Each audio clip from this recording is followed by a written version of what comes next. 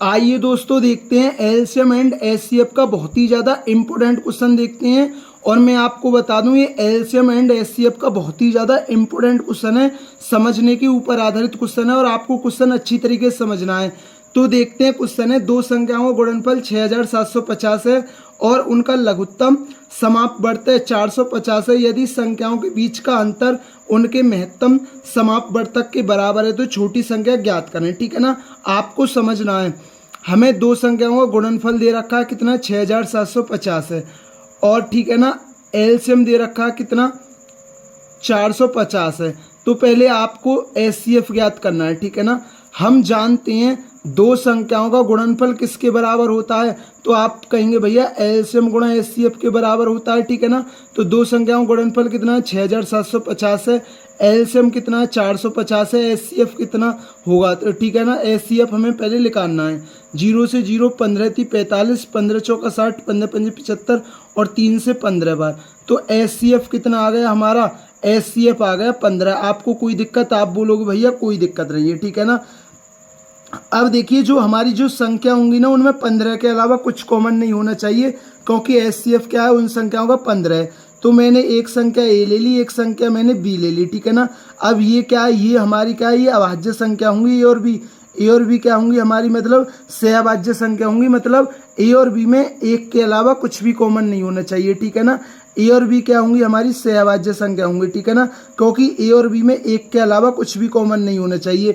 अगर ए और बी में मैंने मान लिया एक के अलावा कुछ कॉमन है, जैसे मैंने मान लिया 3 कॉमन है, तो फिर तो एचसीएफ 45 हो जाएगा, बात गड़बड़ में हो जाएगी। तो ए और बी क्या हमारी सहअभाज्य संख्या है। ठीक है ना, तो एक संख्या क्या बनी हमारी, एक संख्या बनी 15a और सेकंड संख्या क्या बनी, वो बनी हमारी 15b। आपको कोई दिक्कत, आप बोलोगे भैया कोई दिक्कत नहीं है। ठीक है ना, अब देखिए जो हमने ये लगाया था दो संख्या गुणनफल एलसीएम गुणा एचसीएफ के बराबर होता है, उसको और लगा दीजिए एक बार।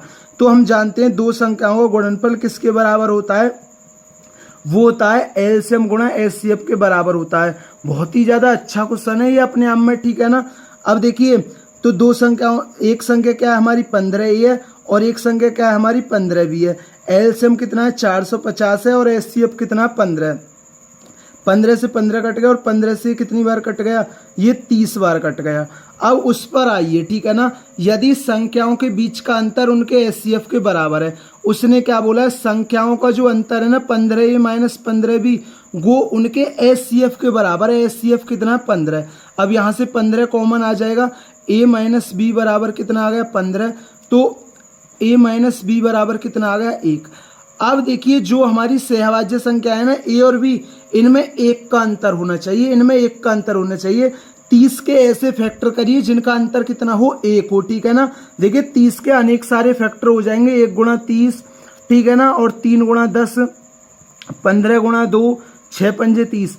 1 और 30 में एक का अंतर नहीं है, 3 और 10 में एक का अंतर नहीं है, 15 और 2 में एक का अंतर नहीं है, 6 और 5 में एक का अंतर है। और देख लीजिए 6 और 5 क्या हमारी सहअभाज्य संख्या है। सहअभाज्य संख्या वो होती है जिनका एचसीएफ क्या होता है, 1 होता है, यानी जिनमें एक के अलावा कुछ कॉमन ना हो। ठीक है ना, देखिए ये भी हमारी सहअभाज्य संख्या थी, लेकिन इनका जो अंतर है वो 1 नहीं था। ठीक है ना, क्योंकि शर्त के अनुसार अंतर कितना होना चाहिए, 1 होना चाहिए। तो हमारे फैक्टर कौन से सही हैं, 6 × 5। तो मैंने a बराबर 6 ले लिया, b बराबर 5 ले लिया। ठीक है ना, या आप b बराबर, या आप ऐसे भी ले सकते हैं, a बराबर 5 भी ले सकते हैं, कोई सी वैल्यू हो सकती है। ठीक है ना, अब जैसे ये कितना हो गया, 15 × 90 हो गया और ये b का मान मैंने 5 लिया और 15 पंजे 75 हो गया। ठीक है ना, अब उसने क्या बोला है हमसे, उसने बोला है छोटी संख्या। तो छोटी संख्या क्या होगी, 75 हो गया। अगर बड़ी संख्या की बात करता तो बड़ी संख्या क्या होती है, 90 होती है। ठीक है ना, तो ये दोस्तों ये क्वेश्चन आपके अच्छी तरीके से क्लियर हुआ होगा। ये एलसीएम एंड एचसीएफ का बहुत ही ज्यादा सुपर क्वेश्चन है अपने आप में, और मैंने आपको अच्छी तरीके से समझा दिया। अगर दोस्तों चैनल पर नए हैं तो चैनल को जरूर सब्सक्राइब किया करें, वीडियो पसंद आई हो तो वीडियो को जरूर लाइक किया करें। थैंक यू दोस्तों।